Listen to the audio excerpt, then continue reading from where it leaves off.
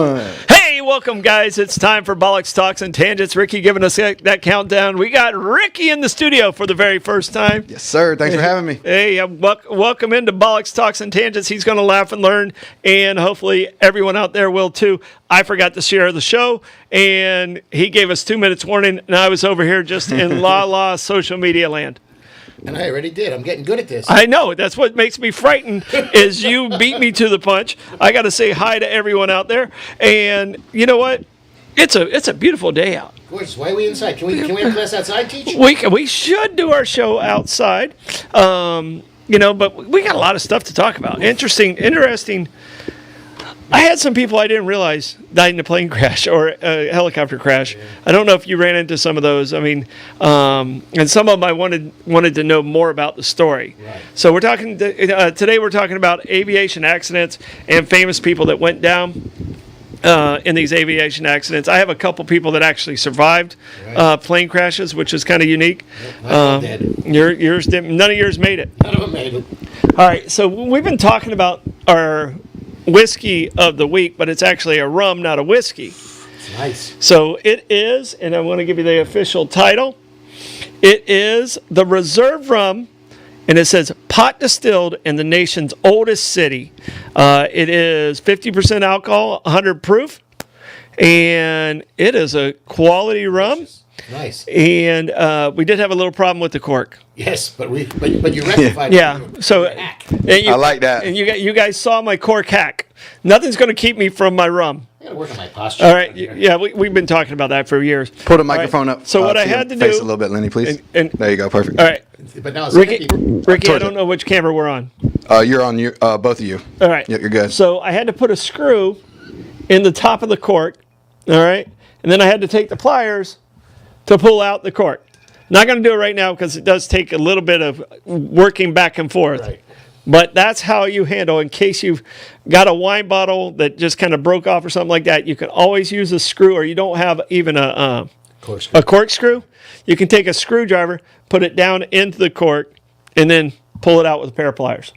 So. And we were not going to be deterred. We were looking forward to this run. Yeah, no, we've been waiting. Yes, there was no chance it was not going to happen. But this is what happens when you let the New York guy who's been waiting for alcohol go after the cork right away. His muscle, his incredible physique overpowered the cork. So, Lenny, you got to know your own strength, man. I'm working on it. But cheers. I'm still a work in progress. Cheers. Ricky, cheers in there. Cheers. I like your headdress that you have going on. Davey got me a shirt. Proud of you. Oh, that's smooth. That's good stuff. Mm-hmm. It's got a little bit of a kick on the other side. Yeah, but it's not bad. No, it's a pleasurable kick. It's 100 proof. It's 50% alcohol by volume. All right. Well, let's go over our sponsors, and then we'll get into our word origins. I don't even know what your word origin was today. Oh. Well, I'm going to be excited. Okay. I was trying to cheat. It's an interesting one. Lenny draws in multiple colors over here. Do you dream in color? I do. All right, I dream in black and white. I dream so in that might colors. be why I'm this boring over here, and you're that. I dream in colors, and I dream in recipes. You dream in recipes. Yes. Oh, you kind of put it all together and kind of work on recipes in my sleep. Ricky, you dream in color? I can't even call it, honestly. I don't know. I can't even. You said that before, and I've thought about that, and I can't remember if it's in color or not. I have friends that don't dream at all. I feel like it is. Ooh. I definitely dream, and I've been in dreams where I can control my dream. And I like dreams. It's I think interesting. Julie prefers not to dream, and I dig my dreams. I enjoy my dreams. Same. I'm not gonna lie. Yeah. So, but I do. I mean, my dreams are in black and white, 100% in black and white. Every once in a while, color will pop in. Right. But it's more of a, you know how like they take old movies and color in the like certain colors of it. Yeah. That's what my dream is like. Okay. So I know that's kind of weird. But if you're out there, guys, please hit that share button and make sure you spread it around. If you love the show, please share it. If you don't love the show, send it to your people that you dislike. Maybe they will love it. All right. Our sponsors, we already talked a little bit about it. St. Augustine Distillery, that's where this amazing rum came from. #1 distillery in the country. They won that award. Deservedly so. And Citygate Spirits. And next week, we're super excited about next week's. Yeah. It's a mango daddle whiskey. I'm going to dream up a recipe for that. A mango daddle. So you got all week to come up with a good recipe for that. So, hey, we were very successful with our peach whiskey and tea. The peach whiskey was Ooh, so man, good. that was delicious. It was so good. It was with the it was with the sweet tea. Oh, nice. And the peach whiskey, it just tasted like sweet tea with I like peach tea. It was delicious, man. Peach tea. It tasted like it was dangerous good. Yeah. Yeah, it would slap you before you knew it. Yeah. Like it's one of those, you have 3 of them, you stand up and went, wait a second, what happened? Call them sneakers because they sneak up on you. Yep, and I'll tell you this. I've been in this next bar. Couple times? And I've had a couple sneakers on me. Couple times, yeah. Actually, if you do 3 shots of Jameson back to back, it's not really a sneaker. You know it's going to kick you right in the... Yeah. Meehan's Irish Pub. I've heard of it. It's 3 bars in one. They have the pub inside, the oyster bar upstairs, and the backyard. They always have amazing live music, amazing food. Food's great. I can tell you right now, I put it on the list as best bar food you'll ever find. And I'll say staff as well. It's got the best staff in town. Yeah, wonderful staff. All right, and here's another group that's absolutely wonderful because they keep me out of trouble, and that's Abare, Kresge and Associates, the best CPAs in town. I got a rebate for 2023. Nice. I haven't done 2020. I'm just now getting to 2023. So okay. Yeah, I'm that guy on the taxes, and I got a rebate, and I'm a little conflicted. I'm happy I'm getting a rebate. Right. I'm angry I sent too much money to the government. No, but you get it back. They don't put interest on that, do they? They don't give you your interest. They don't give you your interest. They charge back. you interest if you don't pay. Yeah. Well, I'm getting charged interest for filing late. Right. So my rebate could have been probably better if I'd have filed earlier. Yeah. All right. But that was on me. I did estimates for a while until it got to the point where I would never remember to send the checks in. Yeah. That didn't work well. That was on me. All right. St. Augustine Pirate Museum. And I'll let you know right now, there are no pirates on our list. No, I had to think about that for a second. No. Yeah. There's no. Well, hey, whoa. The Flying Dutchman. There's a pirate on your list. Don't be silly. Oh! Come on, Troy Blevins. You are 1,000% correct. There is a pirate on our list. St. Augustine Pirate Museum. They have over 800 original artifacts right there on Sponsor Row. Thank you for that correction. You're very welcome. Very well putting that together. Yep. But get down there and see them. They also have the Colonial Quarter, and they do the Oak. Do a wonderful job with the music. Yeah. And they also have great food at Bull and Crown and the Taberna. But get over there and stop in and see them. All right, talking about great food. The next one on our list, you got to talk about it because we have a sandwich over there. Kaiser's. Yeah. Man, it's great. And you know what? For those of you living on the island, the Publix in St. Augustine Beach is closing, so you can't get your pub subs there. And why schlep all the way to Cobblestone? Go to Kaiser's Deli and Market on Anastasia Boulevard. He will take care of all your sub needs, your catering needs, your sandwich needs, your delicious food needs. What was it? The new Ciabatta? Ciabatta. The ciabatta, yeah. Ciabatta? Oh, man. I don't know how to say it. Ciabatta. Ciabatta? Ciabatta. You can I loved him in Star Wars. Yeah, exactly. Whoa. Can you do a good Chewbacca, Ricky? Oh, that's pretty solid. Better than mine. Pretty solid. Better than mine. Sounded like a female Chewbacca, but it's all right. Yeah. Hey. Yeah, as long as you follow it with "hey," it's obviously a female. I'm good. I did my wrist like this for the sailor. So, but yeah, Kaiser's. Yeah. The Bollox is half turkey, half pastrami. Well, yours is. Mine is. In the real world, it's half turkey, half ham. Okay.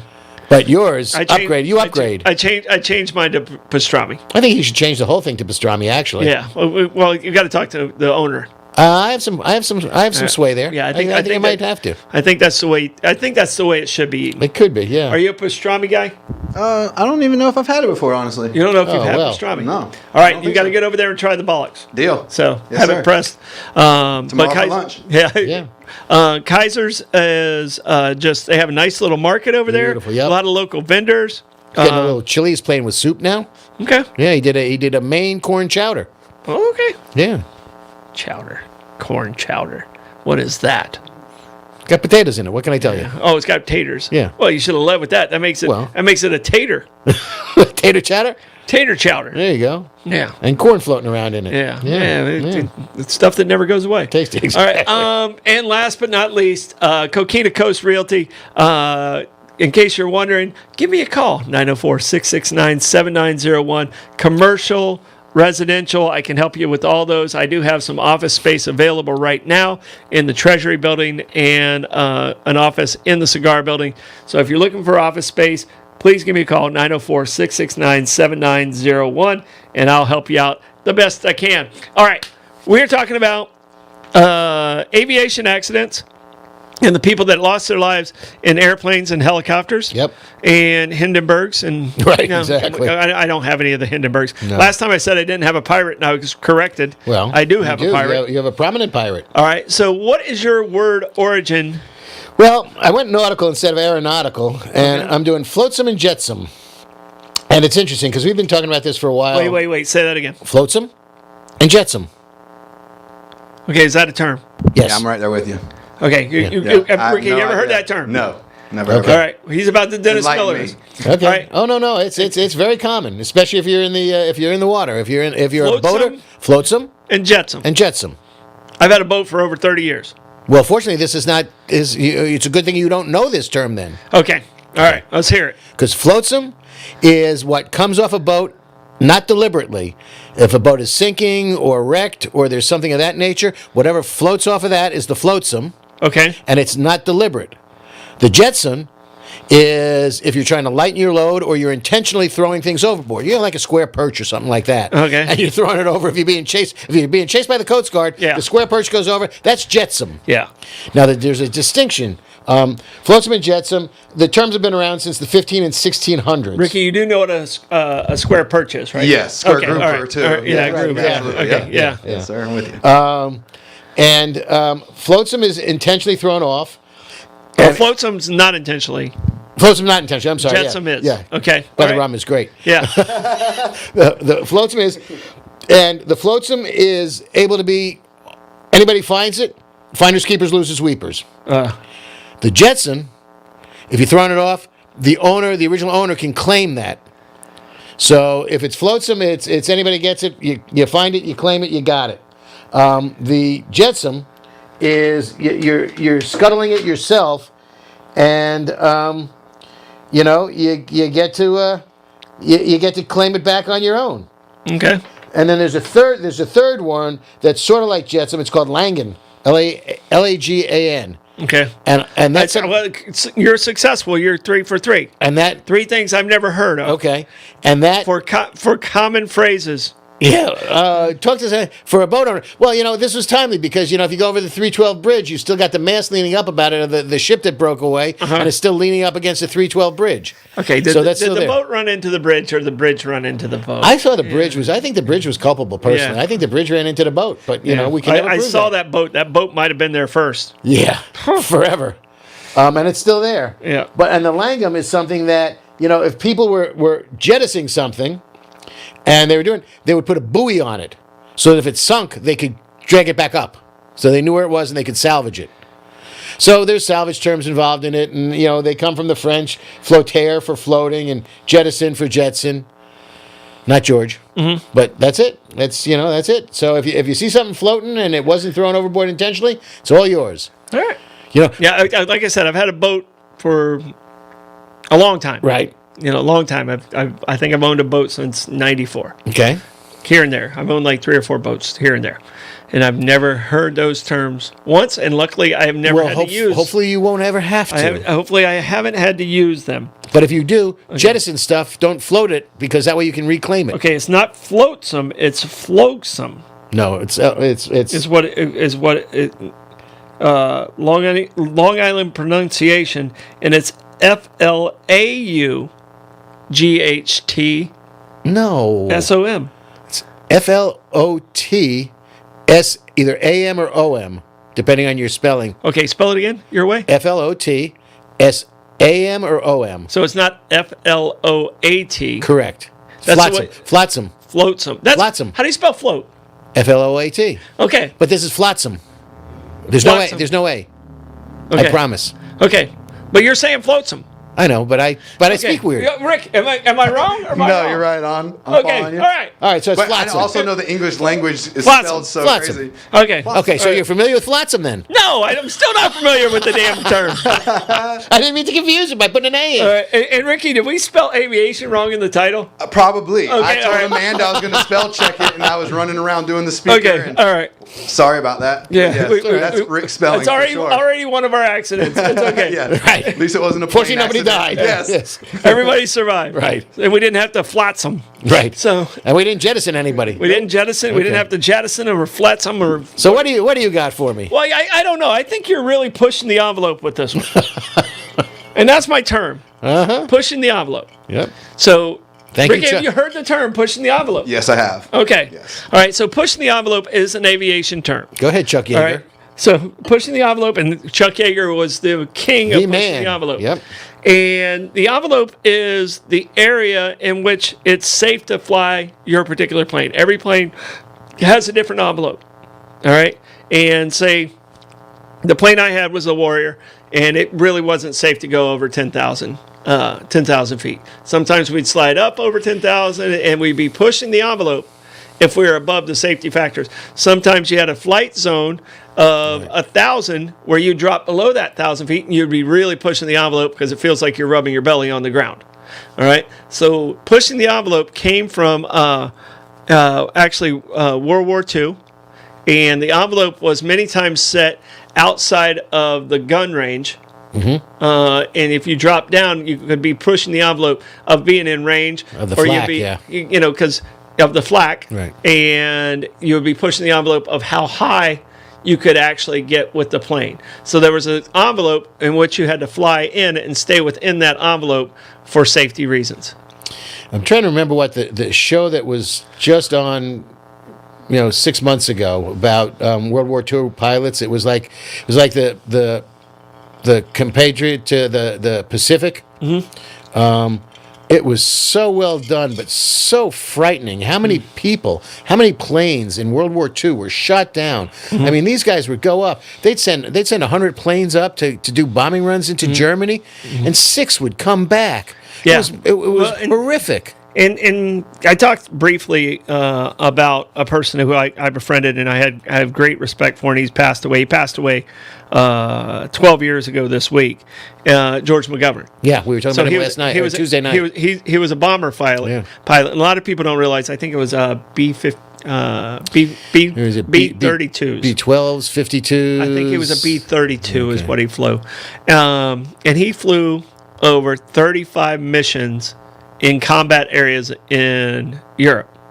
He won 4 distinguished flying crosses. And a lot of people didn't know that part of him. They knew him as the super lib of 1972 Right. who tried to legalize marijuana back in 1972. What a horrible idea. Man was ahead of his time. Who would ever think to do that? Right. But in 1972, 61% of the people in Florida. This is the guy who knew in 1972, hey, this isn't a bad idea. And he would say in his speeches, he would say, well, it's a lot better than alcohol. Yeah. Wow, some of that kind of resonates now, doesn't it? I looked it up. Florida is the second most stringent state on a lot of things, but to get a constitutional amendment passed, only New Hampshire at 67%, 2/3 majority in New Hampshire to get a constitutional amendment passed. Florida, it's 60%. All the other states are 50 plus 1. Okay, and I think this was about 15 years ago. It might have been before you got here. Mm-hmm. Did you see the state constitutional one where you had to tie your pig up? No. That must have struck home. It passed, by the way. Okay. It passed, and it was basically you had to separate your sows during the mating. I do remember that you had to separate mating time and stuff like that. Yeah. Was it that long ago? It might have been 12 years ago. Because I remember something about this that it was big talk about you had to, you keep your sows. But it always comes up when it always comes up in the amendments, and it passed. Right. And how it got on there, I don't know. And farmers do this anyway. You separate your sows from the rest of the group anyway, so that the piglets stay safe. They don't get trampled, and the boars a lot of times will attack the piglets. So you already have to do that. Right. But we didn't need a state amendment to tell if you're that dumb of a farmer. Right. You won't be in business long. You shouldn't be a farmer, and you're not going to be in business long. You messed that up one time and you learn. Yeah, you don't need that. And if you're that dumb, you're probably not reading the amendment to know that you're supposed to do that. Well, here's a wacky one for you. Ohio's got, I think it's this year, on the ballot to change their threshold from 50% to 60%. So, that just seems to be a little bit oxymoronic. Yeah. You have to have 50% of the people vote to say that 50 plus 1 to say that 60% will be the next threshold. Mm-hmm. Yeah. Nuts. It's incredible. All right. We talked about alcohol, so I'm going to start off with this guy. All right. And I didn't realize this until I did some reading on today's research. John Denver. All right. Forgot about it. I didn't realize John Denver died. He was piloting and he crashed in Monterey Bay, California at the age of 53. He was going through a lot of stuff at the time.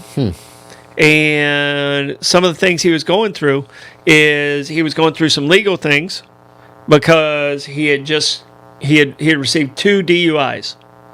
All right. He had lost his pilot's license. All right. He had lost his medical. When you're a pilot, you have to get a medical like every 2 years, and as you get older, it becomes every 6 months or every year, and then it goes every 6 months. And that's to make sure you're competent to fly, you're healthy enough to fly, and you don't take out everybody in the plane. Well, John Denver couldn't pass his medical because of his DUIs. So he didn't have it because of his medical. Right. They had stripped him of it, and yet he still went and flew. But when he was flying, in the time of his accident, completely sober. Right. But as soon as he went down, everyone's like, "Oh, I bet he was drunk." Right. But I didn't realize he wasn't legally allowed to fly. Well, what caused at the time of his crash? What caused his crash? Did they tell you?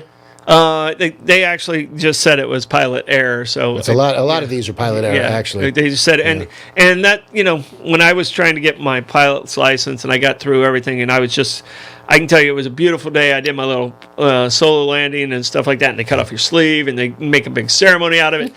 And I had about a 700-pound pucker factor.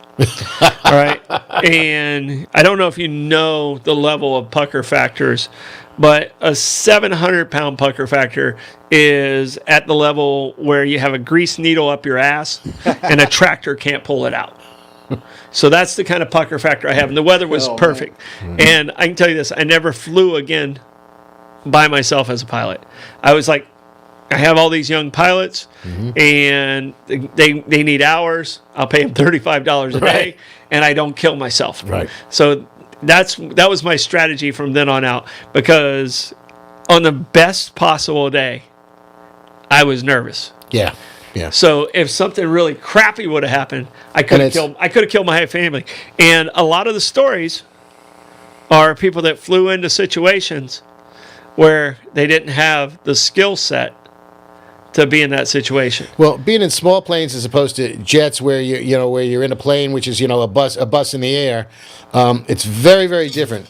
My roommate in college was from a family of pilots. His father flew for United. Ziggy is probably one of the most competent pilots I've ever known. He had a Musketeer, a little prop plane at college. We'd go up in that, and it's really disconcerting because when you're up there, and here you fly. Okay. Yeah. Well, that part's really easy. Well, yeah, right. Just keep it level. Right. Keep it level with the horizon. But what I find really fascinating is you hear the engine going, but you don't necessarily have a sensation of motion. Yeah. No. That's a little wacky. You're doing 120 knots, and it looks like you're not moving. You're standing still. It's great. But Zig, first of all, brilliant man. He's got a DC-9. He rehabbed a DC-9. That's big one. Yeah, absolutely. He took. We were out in California one year, and he flew Julie and I over Alcatraz, the Golden Gate Bridge. You leave the harbor, you go out into the ocean, and all of a sudden you're in one of those legendary fog banks. Yeah. Oh man, what a trip that was! That was just one of those. And that's how quickly it happens. Yeah. I mean, and there's VFR, visual, right, and IFR, which is an instrument. So I mean that's a key point too. But we're talking about inexperienced pilots, right? And a lot of these pilots that didn't come out of their crashes were they were VFR rated, they weren't IR rated, and they either shouldn't have been flown that day, or and they lost sight of where they were. I mean, that happened at Junior. JFK Jr. JFK went into a death spiral. Well, but he wasn't IFR. No, he was not. And he got into clouds. And when you get into clouds, and if you go into, and I've been in a plane enough to know, you don't feel it happening. Right. Unless you understand, you're losing altitude.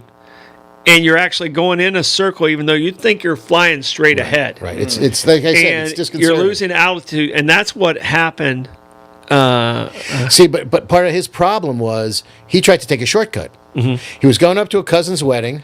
He was going to drop his sister-in-law off, I believe, in Martha's Vineyard, and the wedding was maybe it was in Nantucket or wherever it was. But he was going to drop his sister-in-law off, and instead of because he was not instrument rated. He was only VF rated. Mm-hmm. And a couple things happened. He had the wrong setting on the radio.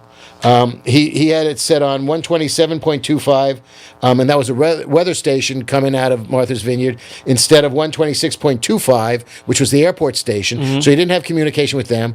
And what he did is, instead of, he was visually rated, so instead of going up the coast of Rhode Island and coming across in that way, he went over open water. And he lost any sight of any landmark or anything that would have helped him find direction. And now it's pitch black and you're over the ocean, and there's no frame of reference. Yeah. And that was part of the problem for him as well, unfortunately. Yeah, and they found all three of them. They recovered them strapped in. Still strapped in in the plane at the bottom of the ocean. Yep. But I mean, he went into the spiral, and if you're in it and you're in the clouds, you have zero frame. So if you're not looking at your instruments and you're going, okay, I'm losing altitude. Okay, I'm not going due north, and you're not staying on those numbers. It can happen, and that's exactly because he didn't have enough skill set. I think he was he in a Bonanza? Do I have that down here? I don't have it. I think he was in a Beechcraft Bonanza, and those Beechcraft Bonanzas have the nickname. You know what their nicknames are? I'm afraid to ask. The Doctor Killers. There you go. Because it's people with pretty good money and not enough skill set and a lot of power. Right. I think the technical term for what happened to him was spatial disorientation. Yeah. No, that's a death spiral. Yeah, that's what it is. Right. All right, another person that actually took out 3 rock and roll legends was a 21-year-old pilot, and Buddy Holly hired this pilot, hired the pilot, and it was a 21-year-old pilot. It was bad weather. The bus was unreliable. Yep. Richie Valens was under the weather. Right, he was getting sick. Obviously, Buddy and the Big Bopper had seats on the plane. There was a coin flip. Yeah, but the Big Bopper and Buddy had their seats. Right. The coin flip was between Richie and, was it Waylon? Yes. I think it was Waylon Jennings, who was, I think, Buddy Holly's guitar player. Yeah. And Richie won the coin flip, but actually lost the coin flip. Right, unfortunately. And he was 19, I think. Yeah, 17. Oof. He was 17, and he'd been married twice. At 17? At the same time. Oh, well. So then that's just only... Yeah, he was a polygamist at age 17. Go figure. Yeah, talking about an overachiever. Okay. Well, hi there. Hi, honey, I'll be home later. Yeah. Hi, honey, I'll be home later. Yeah, but he was 17. He was already had like a number 1 hit, and La Bamba. He wasn't feeling well on this tour. He was out there. It's in the middle of winter. They were in Clear Lake, Idaho. It was snowing. It was horrible weather. It was a bus tour. The bus was breaking down, and the heater on the bus wasn't working well. So it was like, that's the reason Buddy Holly's like, all right, I'm just going to fly. I'm just going to fly. Yeah. It was just going to play, and that was their demise. Is they had a pilot who was 21 years old with less than 200 hours of flying time. Mm-hmm. Well, he got himself in a bad situation. I see your 200 hours, and I match you with poor Patsy Cline. Oh, Patsy. This is a crazy story. Sorry, I've used that joke twice now. Crazy for saying I'll fly you. March 5th, 1963, Patsy Cline gets into a plane with 3 other people. Randy Hughes, who was her manager, and the pilot, who was the son-in-law of Cowboy Copus. Cowboy Copus or Hawkins? There were 3 people. There's a guy by the name of Cowboy Copus, Hank Shaw Hawkins, and Randy Hughes was the pilot and Patsy Cline. Mm-hmm. And they were flying from... they were flying to Nashville. And they made it as far as Camden, Tennessee. And this guy, Randy Hughes, was flying. And he had a total of 160 hours flying time and 44 hours in the plane, which was a 2-year-old plane. Mm-hmm. And you know what? He had no VFR. He had no IR. He had VFR training, and he flew into trees. And it was not good, and none of them walked away. Yep. No, it was not good. How old was Patsy at the time? You know what? For some reason, I had everybody else's age, but you never ask a woman her age. Good point. So I don't have that, unfortunately, because everybody else's ages I have. All right. So talking about flying into trees, Ricky, if you would pull up Leonard Skinner. A lot of these people flew into trees. All right, these guys flew into trees. So Leonard Skinner, Skinner is probably the closest one to us. I mean, right. Jacksonville, it's local, yeah. You know, we consider Leonard Skinner local. You know, and Ricky, you're in the music world, but you're not in really this genre of music a whole lot. No. Do you know how Leonard Skinner got their name? I don't. Leonard Skinner. No, all right. So I think a lot of people our age probably know this story. Yep. So Leonard Skinner, the Van Zant family, and they all went to Robert E. Lee High School in Jacksonville. Nice. And they just really weren't into a whole lot of discipline, and there was a dress code there. And the dress code, what they would do is they would grease down their hair because your hair wasn't allowed to touch. You would be screwed, by the way. I have the picture up. If you look, they all have my hair. Yeah. But your hair was not allowed to touch your collar. So they greased down their hair. And at that time, when we were going through school, once you did PE, you had to take showers. Yeah. Yep. Community showers, everything hanging out, all in the same group. No shame whatsoever. Right. And when they got their hair wet, the only person that saw their hair touch their collar was the PE coach. Right. All right. And the PE coach kept getting these guys in trouble, and they just couldn't stand this dude. And his name was Leonard Skinner. Right. Oh, wow. All right. They went through probably 20 different names before they dropped out of school. I mean, about half the band dropped out of school. Not all of them did. I think Ronnie stayed in school. But half of them dropped out. And then at this local festival, they came out with this name, Leonard Skinner. And it's stuck ever since. That is pretty cool. All right. Never knew. So, but on October 20th, so we're pretty close to the anniversary of it, just 4 days ago. On October 20th, 1977, Leonard Skinner, their plane crashed. It went down in Gillsburg, Mississippi. It ran out of fuel, and Ronnie Van Zant, the lead vocalist, the guitar player and vocalist Steve Gaines, and his sister, who was a backup singer, Cassie Gaines, all lost their lives. The rest of them, there was 3 other people that did lose their lives. One of them being the assistant road manager. The 20 others survived, but they were banged up pretty good. The irony of this story, and the horrible part of this story, is the plane that they were on, because they were doing the tour, and you know that's what you did in the 70s. Aerosmith, a month earlier, looked at this plane, inspected the plane, and said it was too dangerous to fly. And yet, this still happened. And Billy Powell, one of the band members, talks, and it's a very sad and emotional interview about Cassie Gaines dying in his arms because she was alive and bled out at the crash amongst the trees there where the plane crashed. So and Leonard Skinner still tours today. The family's still strong, and still one of my favorite. I mean, these guys were just incredible. So good rock and roll. Yeah. All right, let's stay on that good classic rock and roll and go to Stevie Ray Vaughan. Okay, it was August 27th, 1990. He had just finished 2 nights of concerts in Alpine Valley, outside of Chicago. It's Wisconsin. He opened for 2 nights for Eric Clapton. Coincidentally, I had seen that guy's show. got a slow hand.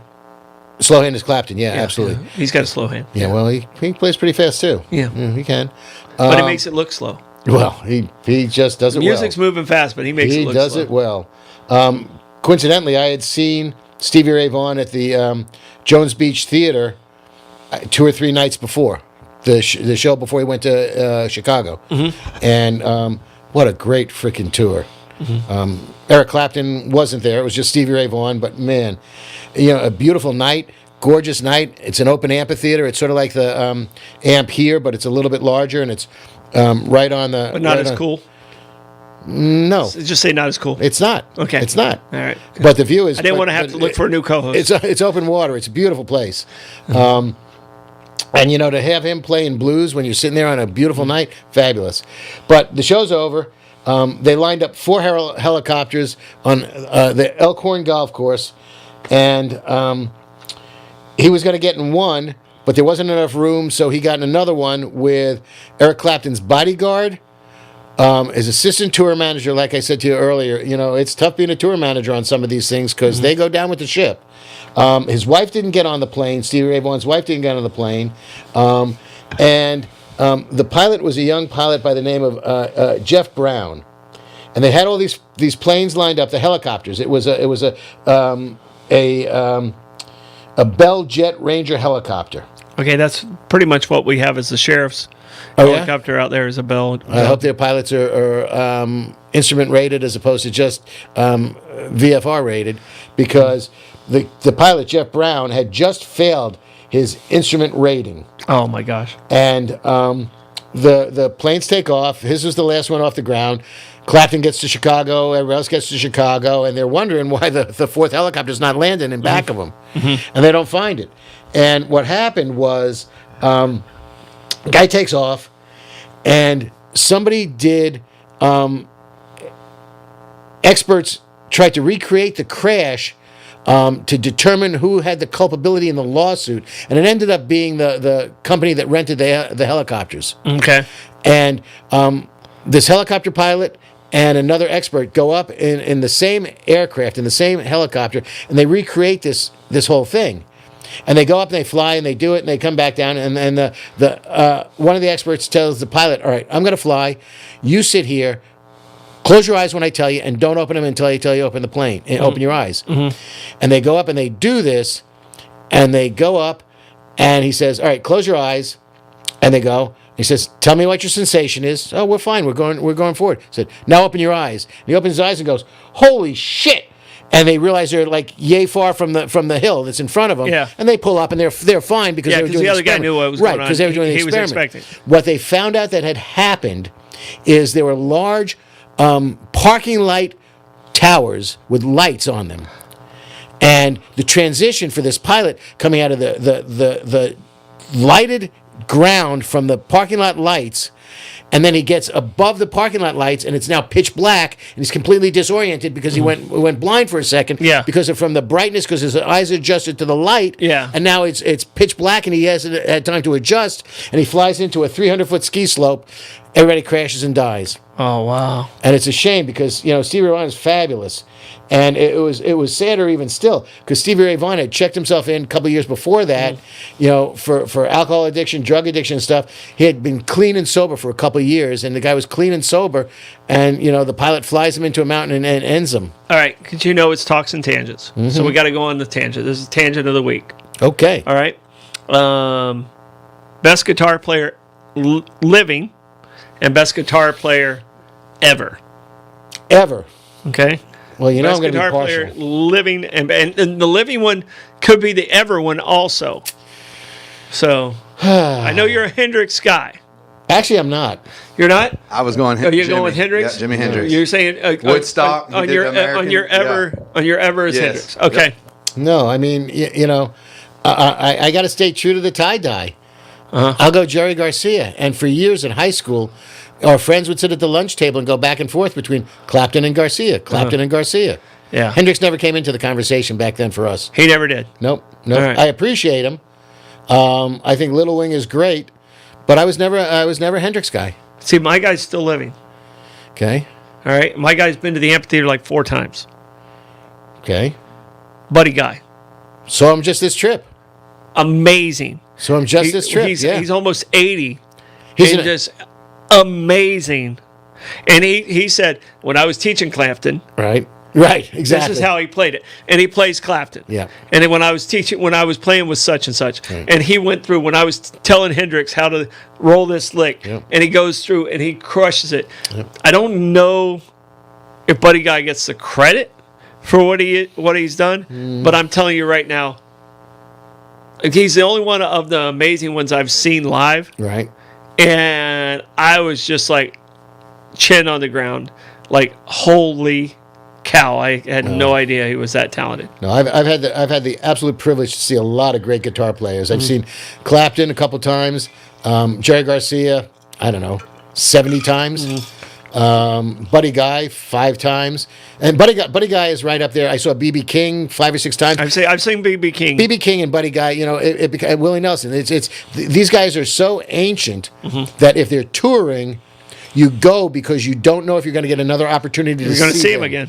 And Buddy Guy was great because the night he played the amphitheater it was a rescheduled concert. It was in July, I guess, because it had been set for December. He got sick. They postponed it to July, and it was a night that a horrible storm comes up.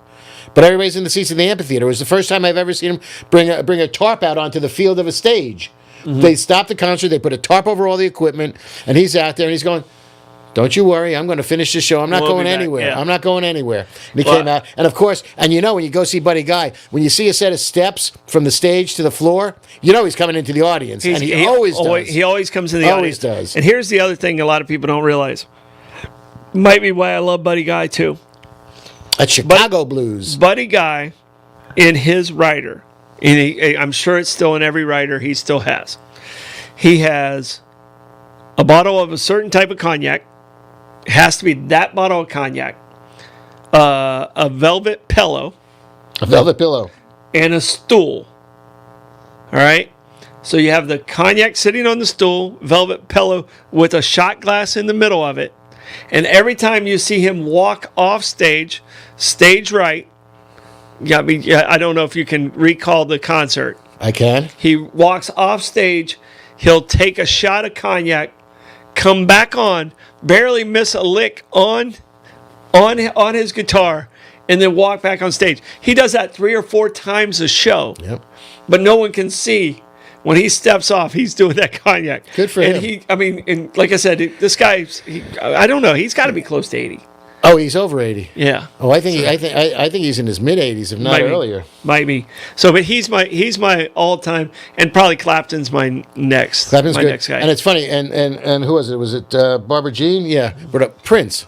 Oh, who is somebody who Prince. I never appreciated what a good guitar player he was. And Barbara Jean's 100% correct. He's an amazing guitar player. You don't realize that. But he's not just an amazing guitar player. He can play any instrument out there. Yep. And here's a guy who's going to blow your mind that can play every instrument also. And you'll be like, come on.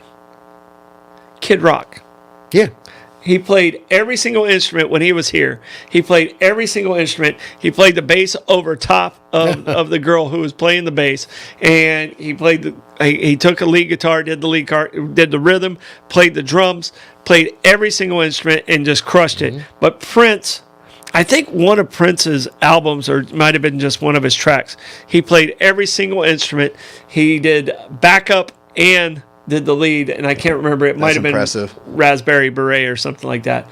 But every single component of it was Prince. So I think Bobby disappeared for a couple of minutes to go get a shot of cognac because he missed our Stevie Ray Vaughan segment. Oh no, that was in there earlier. Oh, okay. We came in with Stevie Ray Vaughan after he had already mentioned it. All right, back on track. We got to go through our sponsors. Coquina Coast Realty. Give me a call, 904-669-7901. Kaiser's Deli and Market. If you haven't tried the Bollox, Ricky, you need to get your butt in there and try it. You can go straight pastrami too, trust me. Go to the pastrami in Turkey. How late are they open? Till about 6, 5 on a weekday. Gotcha. Closed on Mondays. Yeah. Thank you. But talk to Kirk over there. Tell him you heard about us on the Bollox Talks. It's the evening. I do a lot of shows. It's the evening. All right. St. Augustine Pirate Museum. We're going to talk about a pirate soon. Get over there. A wonderful, wonderful museum. Thank you, Croce family, for bringing it to St. Augustine. Not the Jim Croce family Not the Jim Croce. We're going to talk about a Croce later, too. Okay. And Abare, Kresge and Associates, best CPAs in town. Give them a call. They will get you money that you did not even think you were available for. All right, Meehan's Irish Pub. Just go. Just go. What is yours? You like the clams, right? The drunken clams. All right. Drunken clams. Julie's big on the mac and cheese. See, I'm a chicken curry. And you know, I can't do as good as it is. I can't do their French dip there because I got to be loyal to Kurt Kaiser and the French dip at Kaiser's, which is really, really good. Yeah, you can't really argue with. But the Reuben, Barbara Jeans too. She says living Eric Clapton and she was Prince. Yeah. Exactly. Can't argue with those. Yeah, no.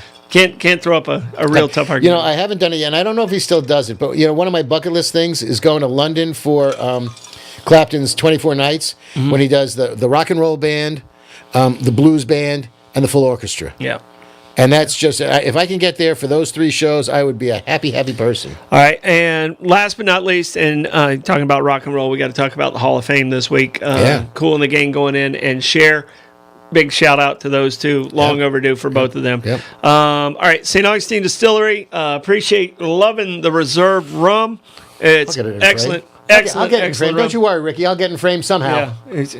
Just hold it right towards it. I come sit on your lap. And Citygate Spirits. Next week we're excited. We're gonna. What are we doing next week? We're doing the Mango Daddle Whiskey. Mango Daddle Whiskey. Excited about next week. To work on a recipe. Yeah, so we got to figure out what mixture would work best for the Mango Daddle. I might have to take that home and do some samples. Do some yeah, samples? I might have to do some. I may have to do some mixology. Because you crushed the last one, I'll give full confidence in you coming up with another great one. All right. Said I was going to talk about a pirate.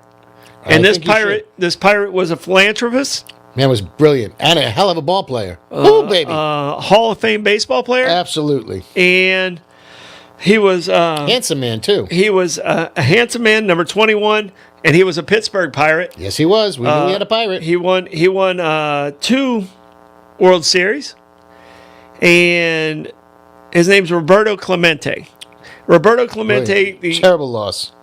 He actually, one of the big thresholds in baseball is to get 3,000 hits. Yep. He did. He ended in 1972. He ended his career with exactly 3,000 hits on the last day of the season.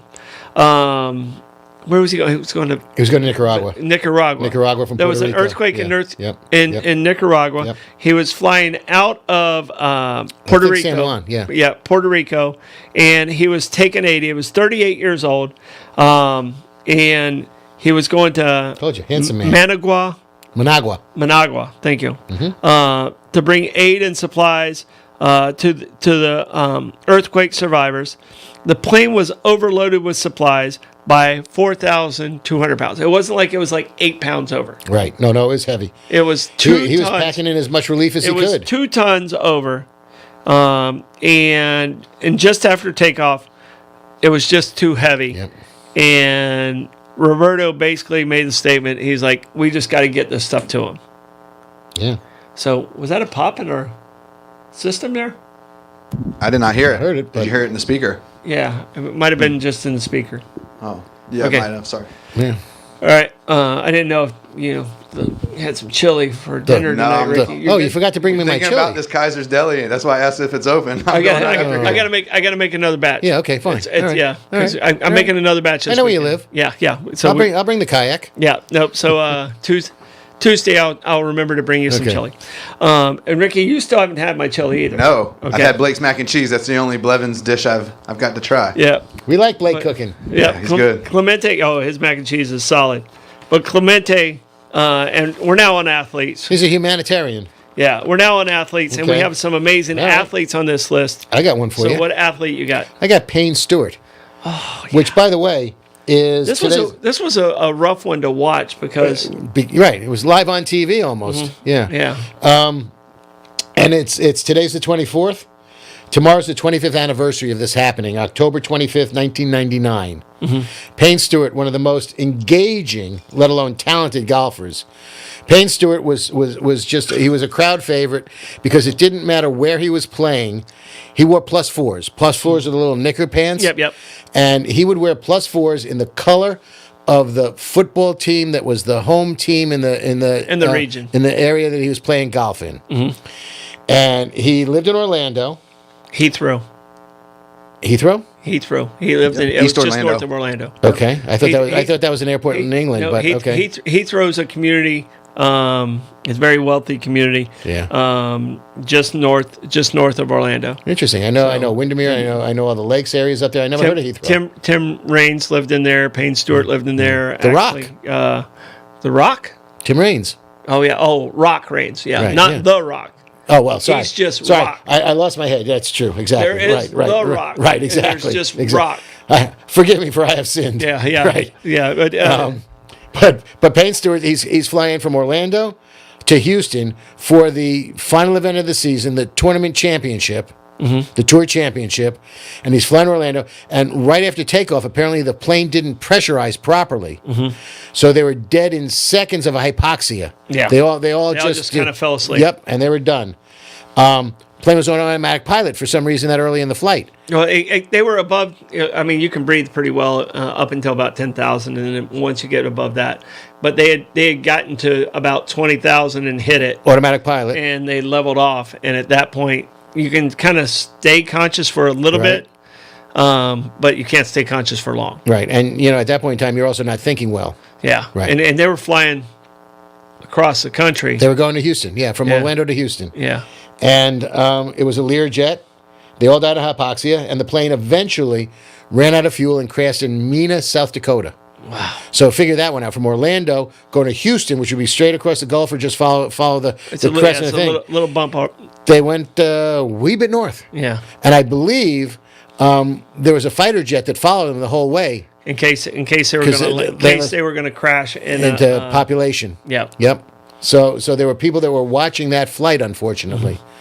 What a tragedy. And again, he was not unlike Roberto Clemente. This guy was a humanitarian as well.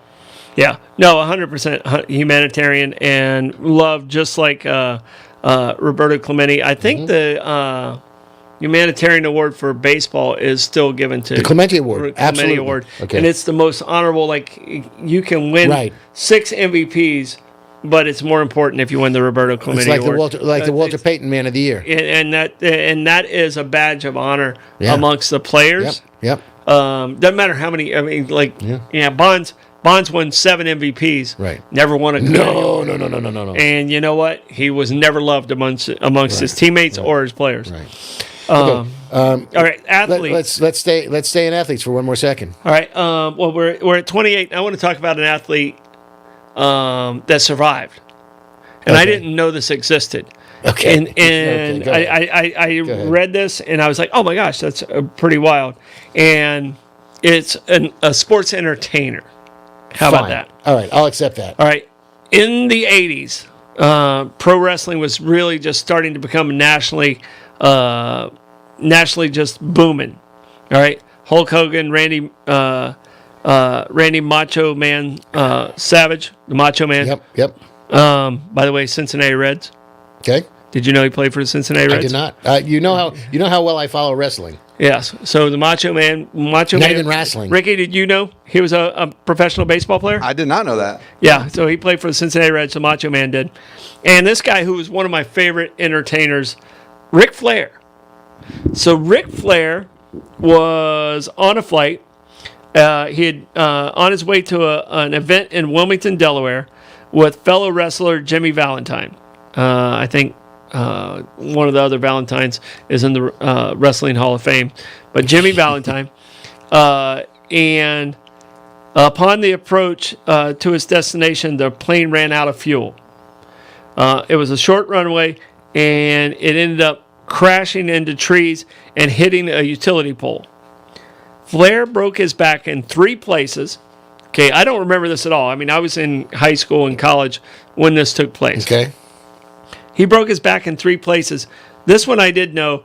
I remember Jimmy Valentine being paralyzed. I didn't remember Ric Flair being in this accident. Valentine ended up surviving also, but he was paralyzed. And Flair was told he would never wrestle again. Flair ended up being like 17-time world champion. Yeah. But I didn't even know this until I started doing this study. And this is why I love doing this show. Right. Is I was like, oh my gosh, I didn't know that existed. We find out a lot of stuff we didn't know. Ric Flair was there. All right, you have another athlete we have to talk about. I have sadly a lot of athletes. Yeah, I have a couple too. Yeah. No, this is one fell swoop. Oh, I know. Yeah, you know where I'm going with this one. I know where you're going with this. They were Marshall. Yes. The Marshall Thundering Herd football team. Yes. In do I even have the date? Yeah. November 14th, 1970. Yeah. They did something that they normally didn't do. They chartered a Southwest Airways plane. It was flight 932. They were coming back from playing East Carolina. We got more Pirates. Mm-hmm. They were coming back from playing ECU Pirates. Yeah. Where they had just lost 17-14 to East Carolina University Pirates. So they were coming out of Greenville, North Carolina. So the plane was leaving Kingston, North Carolina, and they were flying back to Huntington, West Virginia. And on approach to Huntington, they hit trees and the plane crashed. It was a tragedy beyond belief. They hit a hill. The plane disintegrated. Pretty much. 37 players were killed. 8 coaches. They had a bunch of boosters on the plane. Ricky put up a picture of it. Yeah. 25 boosters and 5 crew member. So there were 75 people were killed in that plane crash. Marshall didn't take a charter plane since. I don't know if they're still not flying now. Mm-hmm. But for years they would only bus, and they figured that the majority of their games were local enough that the bus ride would be fine. And the sad part about this is so many people became orphans because of that, because they lost not only one or two parents, because in the boosters there were couples. Yes. And people lost both of their parents. Mm-hmm. And out of that came the movie We Are Marshall, for the resurrection of their football program and the determination which they were going to go. Yeah. And it was just, every one of these. Have you seen the movie? Yeah. Yeah. Every one of these is a tragedy. I love the fact that they brought in Bobby Bowden as one of the characters in the movie. Yeah. I don't know if you remember that. He was coaching at West Virginia at the time. Yeah. And was it Denzel Washington was in it? Was it Denzel? It was McConaughey, I know. Okay, all right. Yeah, Matthew McConaughey was the coach. Yeah. Did you, Ricky? You ever see the movie? I did not. Mrs. No, I Marshall? haven't seen it. We are Marshall. We are Marshall. Sorry. Yeah. And it's the year after this crash is what the movie's about. Right. And just a really well done movie. Right. You've got to just bring people back together. You've got to rise up. Everybody we're talking about today. Everybody was a tragedy, a great loss. Whether they were a sports person, a musician, every one of these people, they had so much more to give. We didn't even get to Kobe, did we? No, we haven't got to Kobe, and we can't really talk about Marshall, about a team going down, without talking about Alive. Yes. So yeah, I'm gonna let you take that. All right. I had so much stuff that I didn't dig into that, but I read the book when I was a kid. There's a book called Alive, and I don't even remember whose soccer team it was. It was a national soccer team. Right. Wasn't it in Argentina? It may have been, and they crashed in I want to say the Andes. Yes. They crashed on the top of a snowy mountain in the middle of winter, and they clipped the top of one, and then they slid down. The back end completely came off, and then they slid down, and it came to a resting, and there was a lot of survivors. There were several survivors, but it was at the top of the mountain. Yep. And it was wintertime. And it took a long time before they were found. And the only way they could survive, unfortunately, was they had nothing. I mean, they had snow that they had water, because they had snow that they could melt, but they had no food. Yep. And they had limited amount of food, and they had food for about 3 days. And they were there for quite some time. And they were there for months. Yep. And on the third day, a rescue plane, they thought they saw them, so they ate all their food. I mean, this was in the book. I don't know if it was in the movie as much. Yeah, but this was in the book. I read that book as a kid. All their food, their reserves, and they might have been able to make it, a little bit further. But they pretty much ate all their food at that point, with maybe a couple little crumbs here and there. And unfortunately, hey Marco, unfortunately they didn't see the plane. Didn't see him. The rescue plane didn't see him, and they thought it did, and they ended up having to eat their teammates, their fellow players. Yeah. So, and Ricky, you ever heard this story at all? Oh yeah. It's called Alive. Yeah. It's called Alive, and the book is phenomenal. The movie's good, right? But the book is phenomenal. The movie's a little sensationalizing, but the book, I read the book as a kid, and it's yeah. All right, we didn't get to Kobe, and we're over on time. Oh. And Kobe is probably the most recent of famous people. 2020, where it was a helicopter ride. Again, somebody didn't know their surroundings. Yep. They came out of the fog and flew right into a mountain. Pilot error. Yep. They had done the flight the day before, and didn't know his altitude. It was a 2-hour drive from where he wanted to be to where he wanted to go, which was to coach his daughter's basketball team. And she was on the helicopter with him. She was. It was 6 adults and 3 children. 3 children. Yeah. It was horrific. Yeah. And and it was dense clouds, and they hit a hill. Yeah. Flew right into it. Yep. All right. Lenny, thank you. Always. I know you did a ton of research. Ricky, thank you for coming in. Yeah, thanks for having me. Pinch hitting for Blake here. I just want to say thank you to all the sponsors. Please share. We're going to be up on YouTube. If you see it on YouTube, make sure you're sharing it there too. We appreciate you guys. Thank you to our sponsors. This is Bollox, Talks, and Tangents. We'll be back next week with a cocktail of some interest. Woo-hoo-hoo. Baby.